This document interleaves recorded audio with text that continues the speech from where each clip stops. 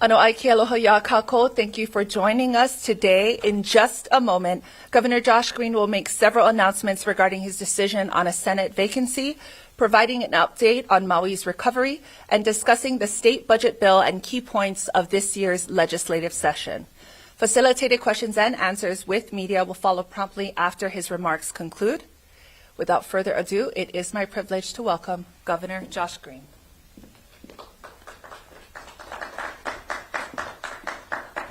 Very kind. Thank you. Okay, aloha, guys. It's going to be some informal time together here.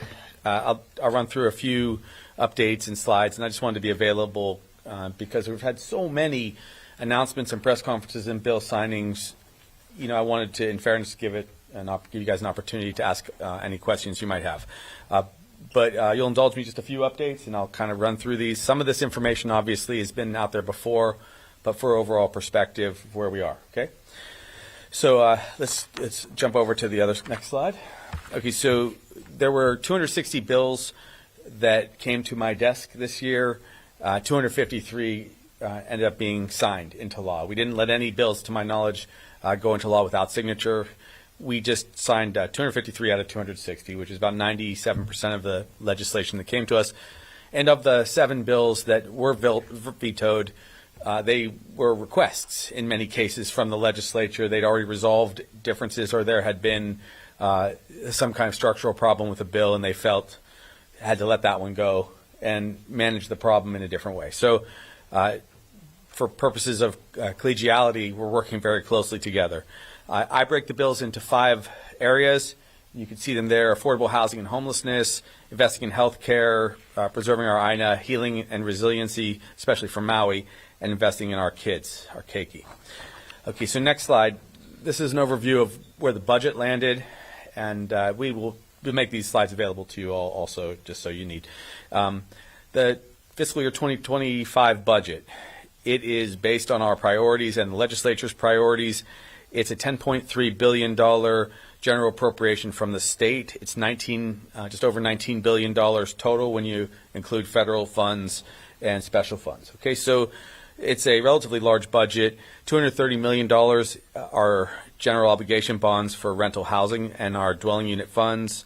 We had a lot of extra expenditures on health care this year because some of our facilities needed to be upgraded, and we wanted to put more monies out for people who are Medicaid and wrestling with getting health care. It's $136 million. We appropriated $33 million for our Kauhale communities for homelessness.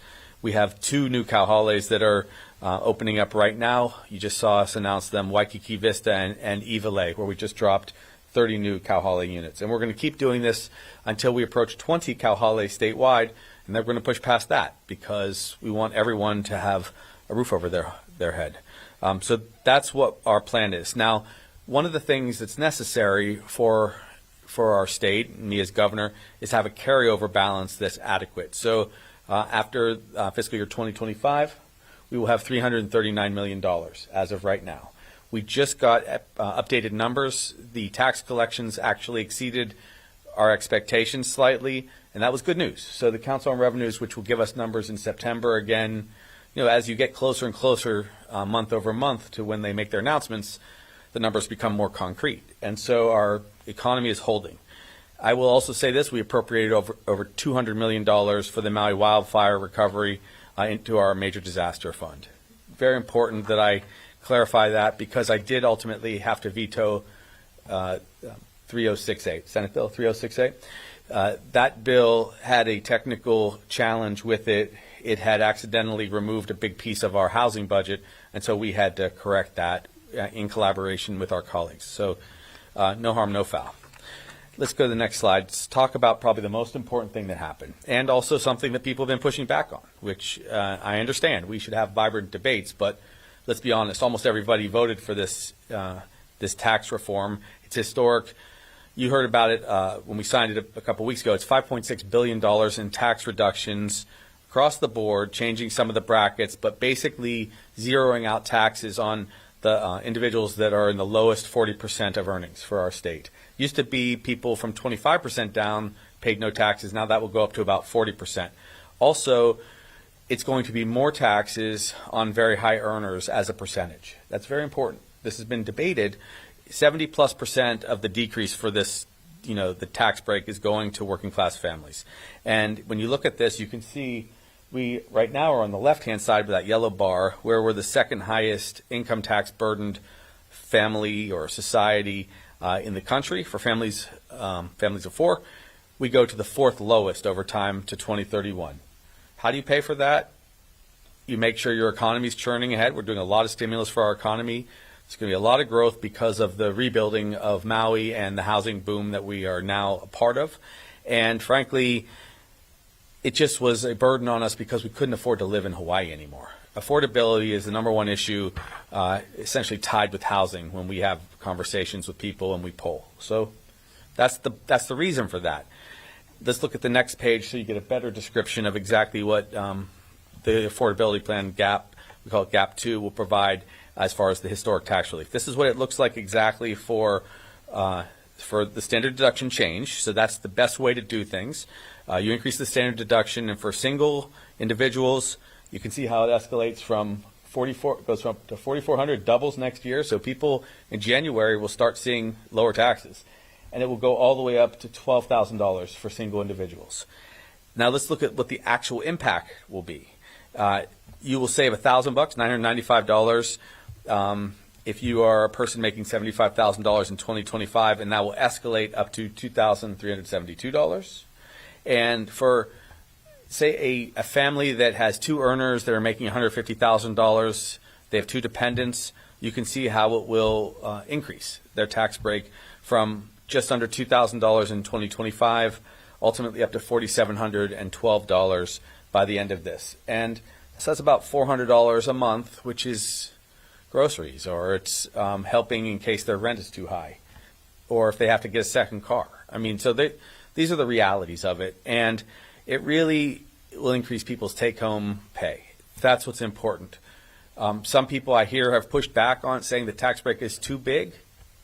Tell that to people trying to stay in Hawaii. I mean, so, I welcome input, and we'll continue year over year to look at what we can afford, but know that there's going to be some major budgetary reform next year from my team as we get rid of positions that have not been filled for 4, 5, 10 years. Those positions will go away very likely, and we'll increase salaries for people that are in jobs. So that's the approach, and that will save a lot of money. I don't want to get too far ahead of ourselves today. That's going to be a big discussion for next year. Let's jump into housing and homelessness. So you go to the next slide. Some big things happened. I'll remind people that we passed landmark short-term housing reform. This is absolutely a game changer. Now the counties can get rid of the exemptions that were inappropriate in their counties, so that short-term rentals, of which there are 89,000 of them in the state, gradually move to long-term rentals. And if 20% of those move over, it's a big win for us because we have over 50,000 units needed. And as you move thousands of houses into long-term rental categories, it will also decrease the pressure. So there'll be lower rents or more affordable housing to purchase. It's a big deal, and it's also going to hopefully coincide with our settlement, which will come soon, we hope, for all the people of Maui who lost their homes, who had the tragedy strike them. They will then have resources, we hope, to buy short-term rentals off the market and have homes as we rebuild. So there's lots going on there. We passed 2 bills that affected the Solar Hui program and CPACER programs. This allows us to do green infrastructure, put solar on top of condos.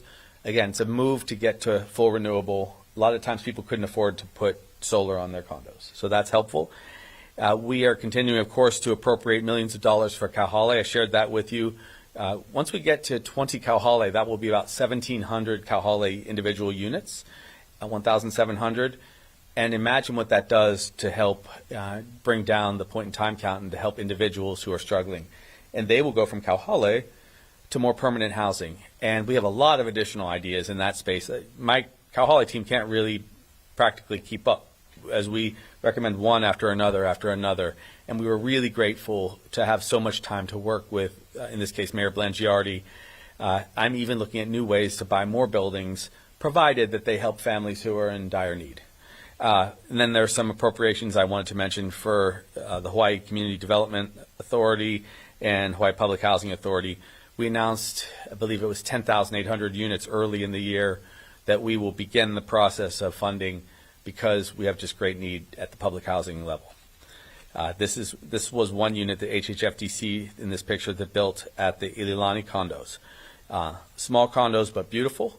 And, that's how a family of, 3 or 4 people can live and afford to live in the town. Okay, next to healthcare.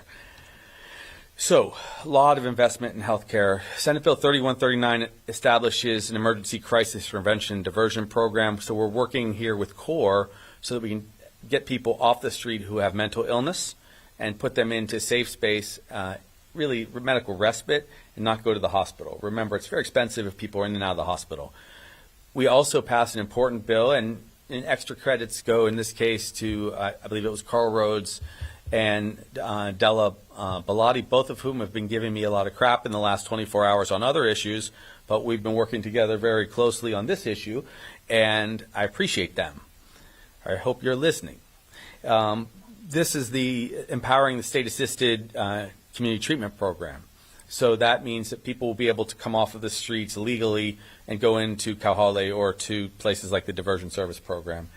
The big change there was we are now going to incorporate our Attorney General's office to do the legal work to get people off the streets.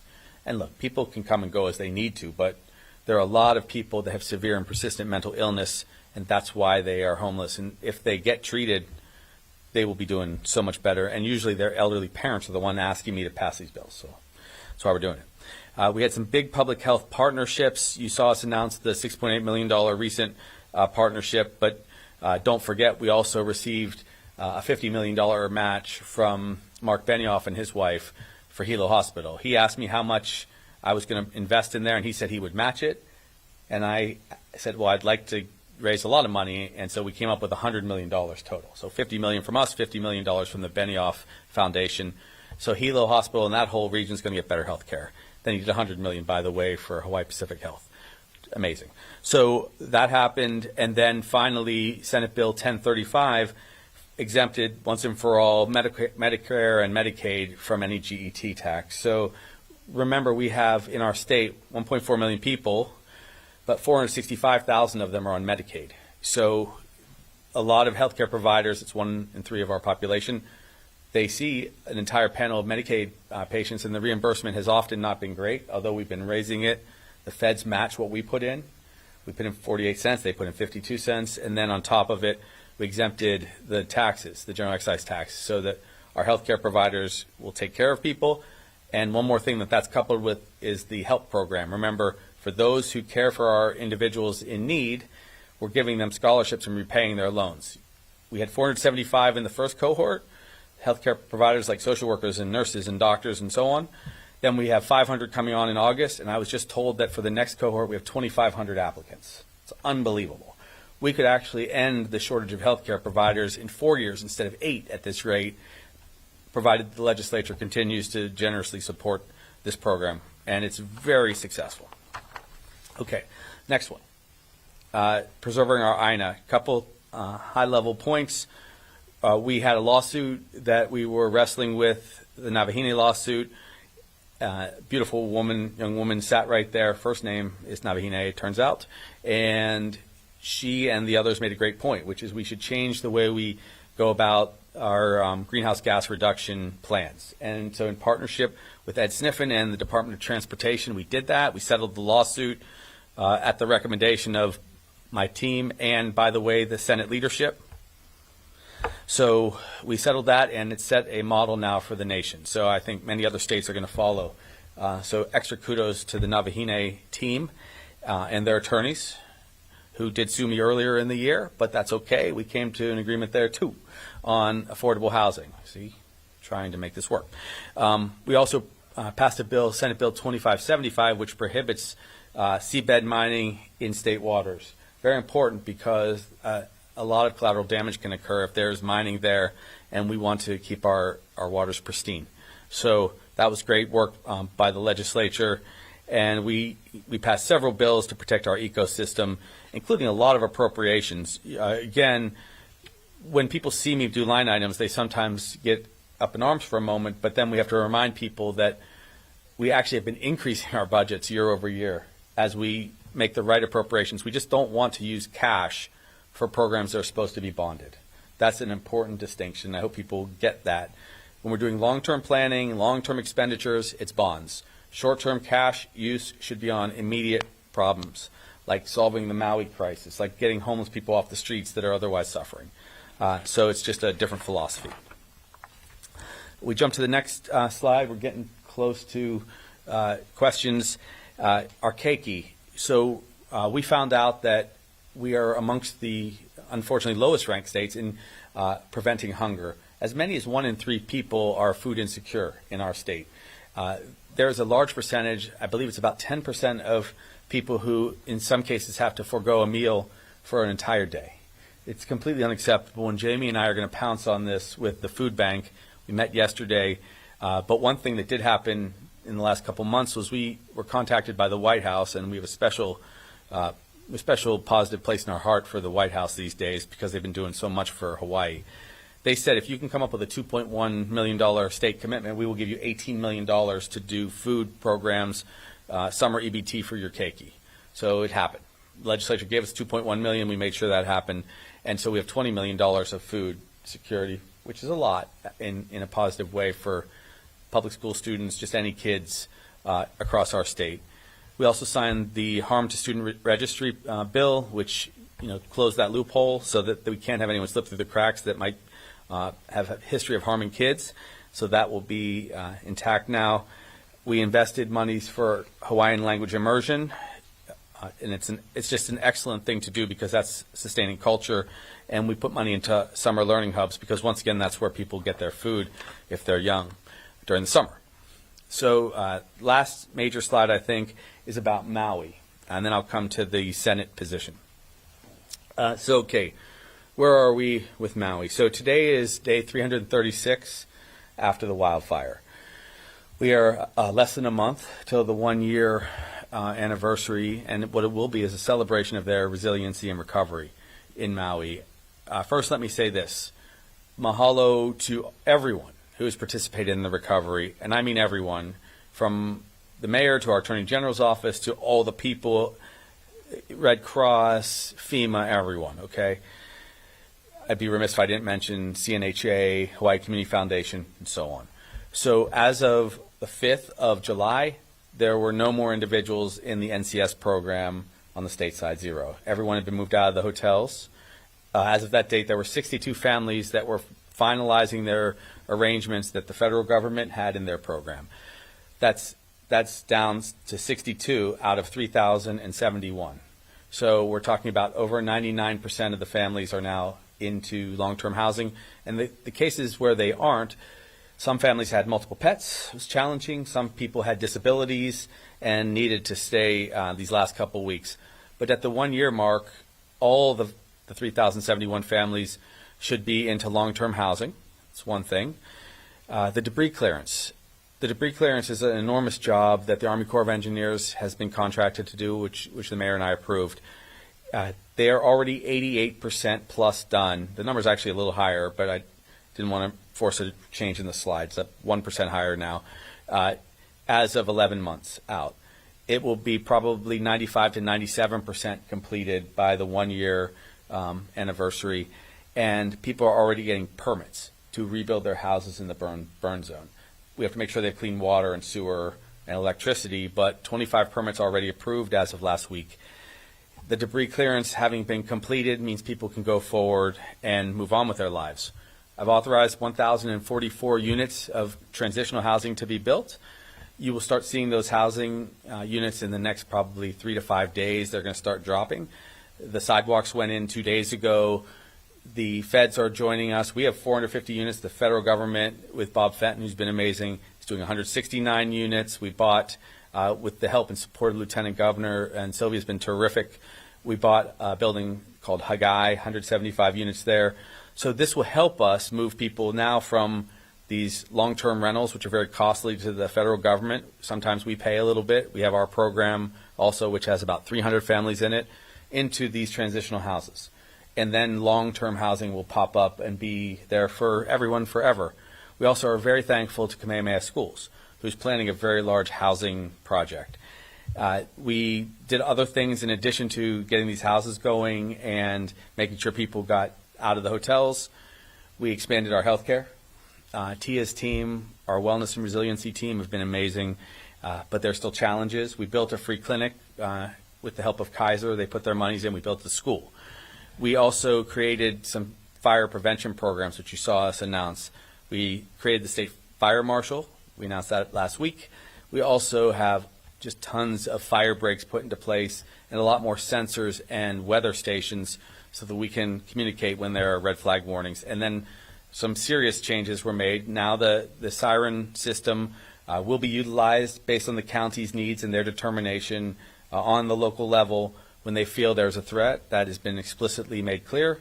And in addition to that, we also now have the power shutdown plan that HECO will run when there is high winds and a red flag warning.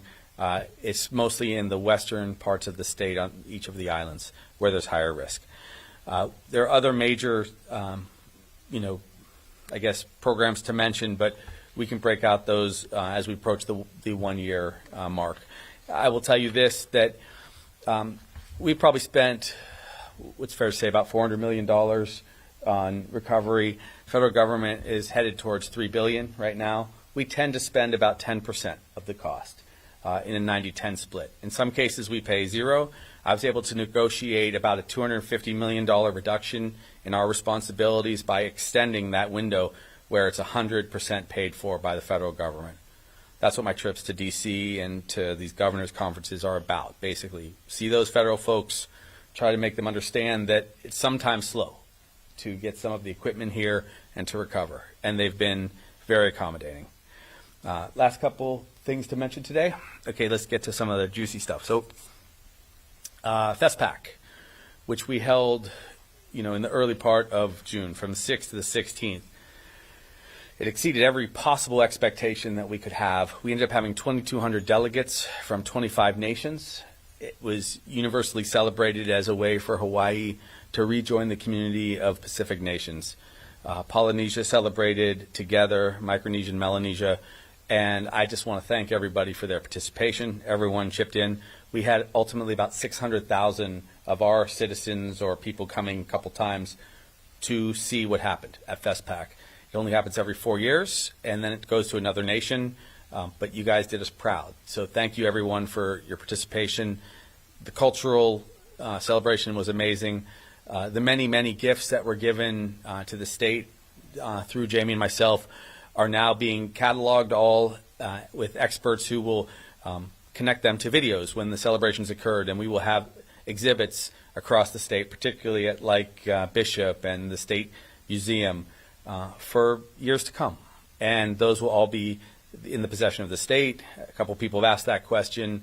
Amazing to have that as a part of our memory from FESPAC. And I'm personally grateful that we were the administration that got to host FESPAC. That was a great blessing. Okay, so that was our way to help regenerate Oceania, and we're going to continue to engage. We're going to have smaller groups, delegations of 3 or 4 countries, come and discuss geopolitics and healthcare issues and global warming. And I believe this is going to be a big partnership with Washington, D.C., too, because they're very proud of what we were able to do to bring people together. Now let's talk about the Hawaii State Senate vacancy. All right, so as everyone knows by now, Senator Shimabukuro retired. She and I served together for, I think it may have been 12 years in the legislature, and then she was in the Senate while I was lieutenant governor and then governor for the last year. So we're dear friends. Miley retired. She's going back to work as a do-gooder in the legal field. So that opened up a seat which requires the Democratic Party to give 3 names. That process takes a little bit of time, and then in total, we have 60 days, calendar days, to appoint somebody. It is my responsibility to appoint somebody. At the same time, I have a responsibility to make sure when we have elections, and we're coming up on an election in August, a primary election date, that everyone get to vote their conscience and that no one gets special treatment, that no one gets a leg up on other people who are competing. Now, the Democratic Party, by statute, gives those three names, like I said. The three names that they presented me to fill the Senate District 22 vacancy are the two individuals who are competing against one another for the primary, the two Democrats, and then the third individual who's also on the ballot, but he's running to replace Cedric Gates, who's running for the state Senate seat. So all three of those names are candidates. They're all good people. Okay, it's not for me to decide, which put me in a very difficult ethical bind. On the one hand, I have to, within 60 days, and that's July 30th, give you guys a name to replace Miley and to carry out the rest of the term. On the other hand, it's not appropriate for me, based on the Constitution, to influence other people, to overly influence by, say, putting my hand on the scale and appointing somebody to that seat who is, in this case, currently running for it. So, as I've shared, I'm very reluctant to put either of the two individuals who have been nominated, who are pursuing the nomination from the Democratic Party in the election, to choose from those two individuals. It would be better from an ethical standpoint and a process standpoint for me to just wait until the voters have chosen the person in the primary, and then that person could easily be chosen by me to go forward as the person that holds that Senate seat until the general election. I'm going to get some additional legal input. Without a doubt, it's a difficult place to be. I don't think that there is a right answer in this moment. Some people will tell you, as the Senate shared, that I have to, within 60 days, appoint someone. And other constitutional scholars will tell you that by putting someone who is literally on the ballot against an opponent who's on the ballot could prevent a free and fair election. So the only option that will remain will be either to have buy-in from society, to wait till after the primary, or if ultimately the legal advice I get and the community input comes in that I must put that person in, if that is what happens, I will put the third person in who is not running for that seat. Because I do not think it would be appropriate to show favoritism for one of the two competitors who will just be 10 days out from the election. I hope people understand that. Normally, I like to do things on the first day, get it done. Put the judges in, let the Senate vote, and so on. This particular circumstance has never arisen before, where all of the nominees for an open seat are active candidates within 2 weeks of an election. I respect the voters too much to weigh in that way and to probably, through actions, determine who they will choose to give someone a leg up. So I wanted to share that with everyone. I'm going to go to the National Governors Association for the next few days. I'll then take a couple days away with my family, but I will be back in time on or before the 30th of July after I get the legal advice to make the final decision. Under any circumstance, next year I will be submitting requests for changes to the Constitution so that we don't have this circumstance arise again.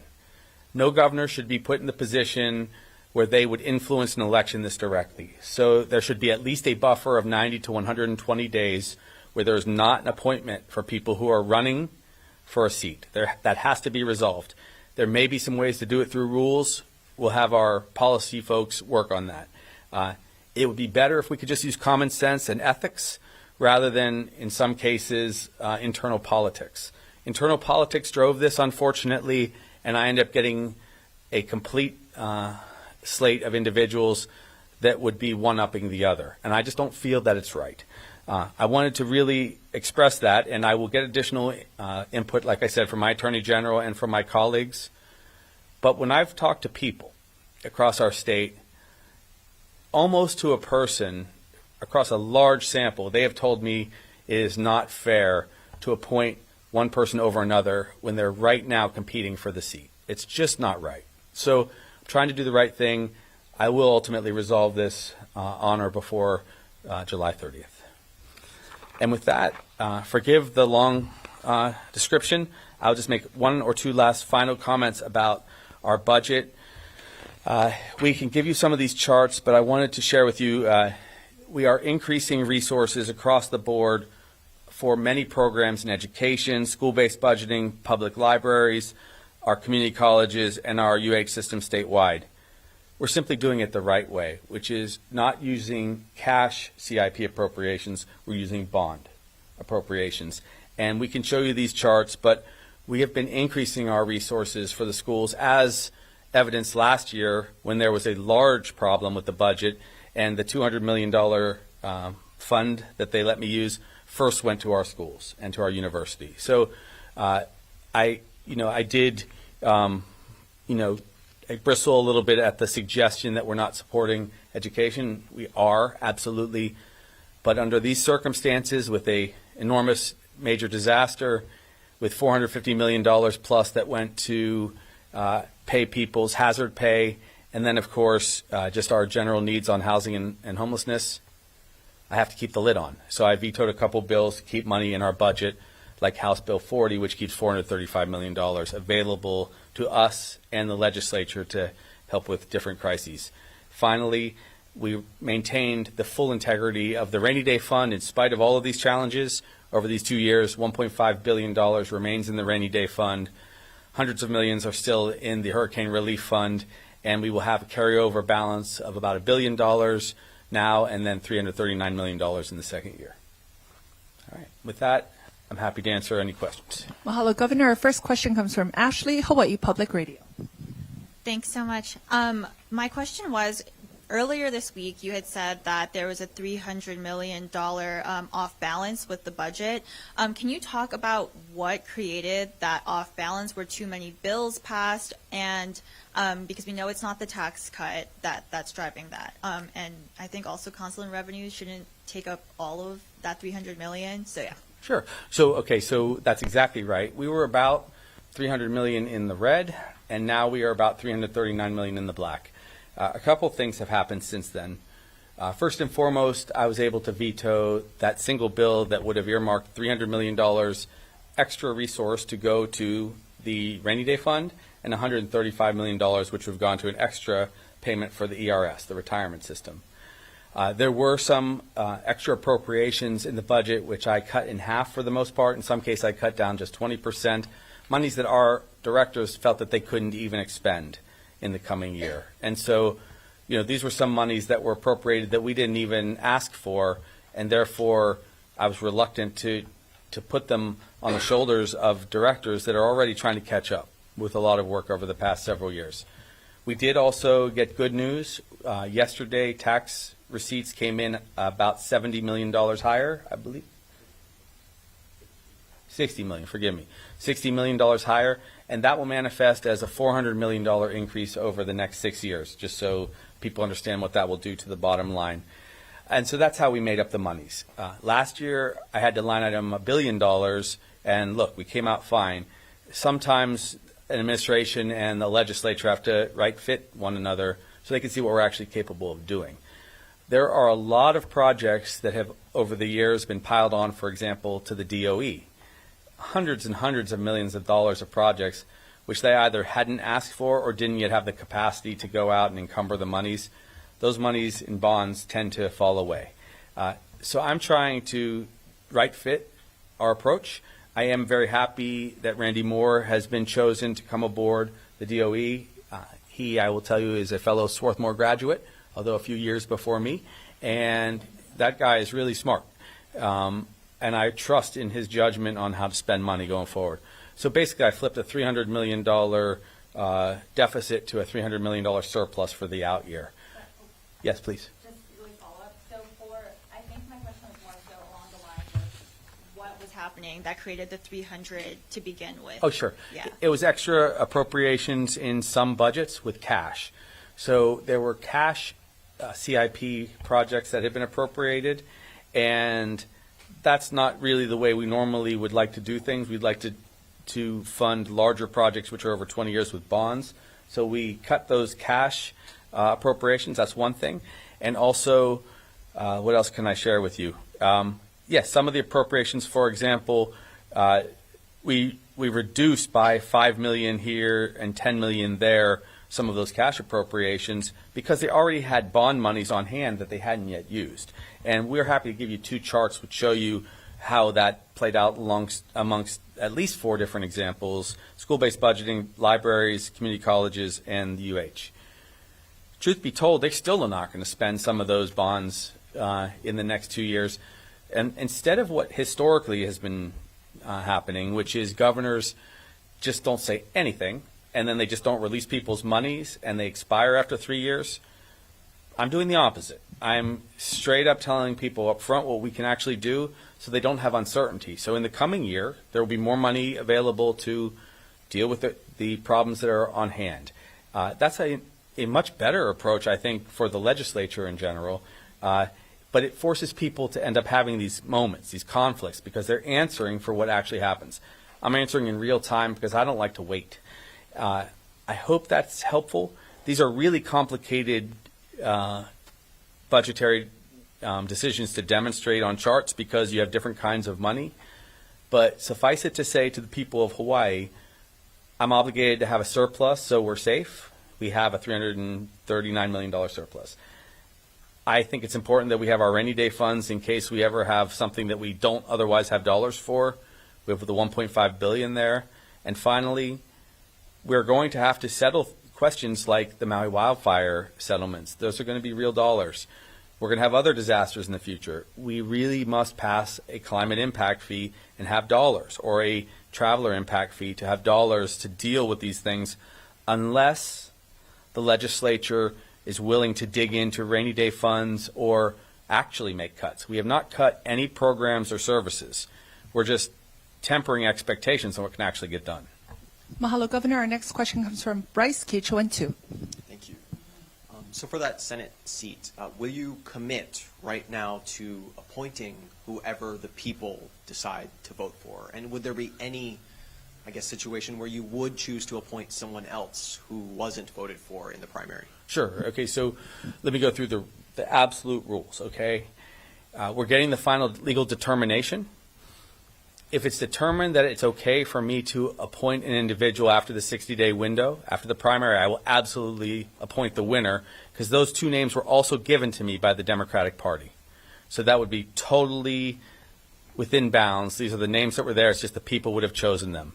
If I am forced to choose from the list before the election, because I have to do it within 60 days, I will choose the 3rd individual who is not running for that seat, just to be fair.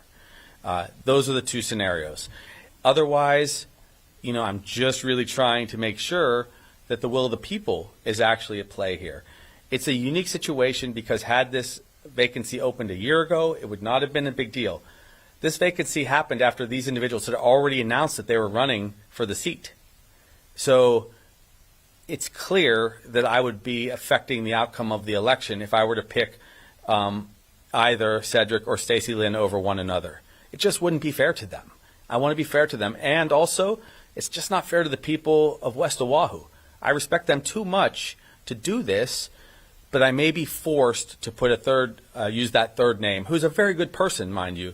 At least they're not running for the state Senate right now. So I will not be affecting the outcome of that election. That person is running for the state house, however, but it's apples to oranges in this case. Mahalo, Governor. Our next question comes from Andrew, Honolulu Star Advertising. Thanks. Can you clarify or speak more about your idea of a 90 to 100-day window? Obviously, anybody you pick whenever, you would have an influence on that person becoming an incumbent. Yes. How is it better, for a longer period ahead of an election versus only, mere days before an election? For one reason, because you do want someone in the seat. Let's say, and this has happened on any number of occasions, shortly after an election, 30 or 60 days after an election, someone passes away or they get put into the cabinet, and so there's a sudden vacancy. Well, you have 2 years then and you have to find somebody, but they will have not already announced their candidacy for the seat. So right now, it creates a very unusual conflict. These are people who are already asking for people's votes, already fundraising. They've filed all their papers. They've gone through the vetting process, and now they're also getting the boost of the governor through an appointment. And I just don't think that that's good. So doing it, say I think 120 days before the election. That's before the filing period. So everybody can have a fair chance to decide whether they want to run for office or not. And it's just a more equitable way to go about things. Also, you can't even begin to file for election until, I believe, early February. So putting a space there makes it a lot more fair. There's never going to be a perfect situation. When I first came in as a legislator in 2004, the actual law was the governor could appoint anybody they wanted when there was an open seat. And then during the Lingle administration, that was changed to the prevailing party who had that seat would give 3 names. That was meant to keep funny business from happening. But in this particular case, we ended up having a pretty significant conflict between 3 very good people, but they're all actual candidates. And, people have been very generous with me, and they are reflecting, I suppose, on my policies and what we've accomplished. That should be separate from who gets elected to each of these seats. Every different part of the state has a different flavor, a different ideology, and it's not really my place to be able to plant that person there and then, give them the leg up. That's the premise here. Mahalo, Governor. Up next, Chad with Civil Beat with a twofer. Thanks. The first is follow up on the Senate, and the second's on one of the line item vetoes. So just to make sure I got this right, if Stacey Eli wins, she's the next senator, correct? So again, this Temporary is 11 days after Right, the election, correct, so I have to yeah. get final legal approval. Correct. If that's right, if Stacey Lynn or Cedric Cedric Ward, wins that primary, as soon as their votes were certified, I would appoint them to carry out the rest of the term because it has to be filled by a Democrat, and these were names that were given to me Right. for the list. They will have been voted in by their peers in the community. Got it. It's the best way. If, however, I'm not allowed to wait past the 60 days in this circumstance, if that's not allowed, the third individual will be appointed to carry out the seat so that I don't show favoritism Okay. to either of the other two. That's my question. That's McConney Crab. Yes. I believe he is in a crowded primary for District 45, Cedric's seat. Wouldn't he, if named senator, have an advantage over his 3 House competitors in the primary? The circumstance is tricky, right? I've checked. I'm not allowed to ask for a different list legally, and I'm doing my best to not intervene. At least it would be a different seat, and they would not. This individual Crab would not have any work to do in those 10 days because everyone will be campaigning for the primary. Right. But it's an imperfect solution. Understood. The better solution, the best solution, would be for me to be able to appoint the person that got the most votes on primary day for the very seat that they're pursuing. And that's- Absolutely. And yeah. was it 90 to 100 days or 120 days? 120. I'm still looking at both. I think 120 days actually would be best because it would go before Understood. the filing dates. Okay, and as you say, you don't have a choice. They pick 3 names. Those are the names. The AG may tell you got to decide by the 31st. Yeah. Last question regarding those line item vetoes in HB 1800. Yes. I believe there were 19 of them. I know it's kind of technical, but one in particular was for $19 million for some land owned by Castle and Cook up in Wahiawa. It's a Department of Education base yard. Why did you decide to cut that one? This is the one from general obligation bonds. Why was that selected? Did we reduce this one or cut it completely? Reduced to 10 million. Oh, it was completely, forgive me. Okay, so that was a part of a larger plan that had been discussed, I think, for the tech park and surrounding. And we just haven't reached final agreement on where the tech park should be, so it's premature to buy the land.